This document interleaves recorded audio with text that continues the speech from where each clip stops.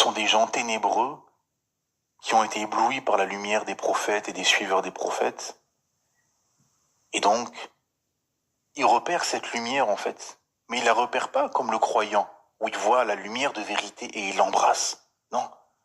Ils la voient comme quelque chose qui va les empêcher d'assouvir leur corruption, mes frères et sœurs. De continuer leur vie de libertin.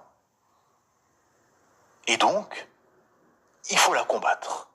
C'est le processus, le mécanisme psychologique que font tous les ennemis de l'islam. Combattre la vérité. Combattre cette lumière. Parce que ça va les empêcher d'assurer leurs désirs, leurs plaisirs, de continuer leur corruption. Vous comprenez? C'est tout un état d'esprit.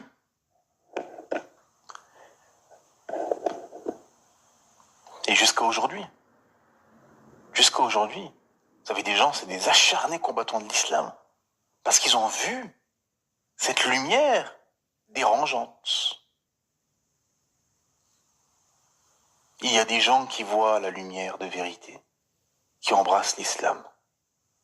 Et il y a ceux qui voient cette lumière, mais dérangeante, qui ne veulent pas, qui veulent l'éteindre tout de suite, qui veulent éteindre la vérité. Oh non, il faut pas.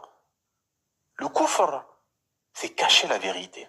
Ça, le kufr, c'est cacher la vérité. Les médias, les politiques,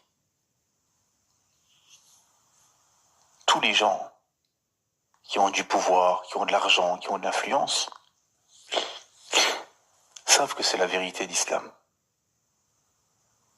Et ils la combattent, parce que c'est la vérité. Sinon, ils ne la combattraient pas. Mais ils ont choisi ce chemin. Le chemin de Pharaon, le chemin de Shaitan, de Satan, le chemin des Qurayshites, le chemin des pharisiens, le chemin des ennemis de la vérité. Et ils la rejettent injustement, parce que ce sont des corrupteurs qui recherchent ce bas monde, qui ne recherchent pas la vérité, qui ne recherchent pas l'au-delà, qui ne recherchent pas l'agrément et la miséricorde divine. Non. Et comme ce sont des gens ténébreux, et qui veulent que les ténèbres, eh ben ils l'auront, ces ténèbres. Ça s'appelle l'enfer. Wal'iyadhu billah, qu'Allah nous en préserve. C'est eux qui auront choisi d'aller en enfer. Rasulullah sallallahu alayhi wa sallam dit, tout le monde ira au paradis, sauf celui qui refuse. Et qui refusera, Rasulullah, interpelle les compagnons. Celui qui refusera de m'obéir.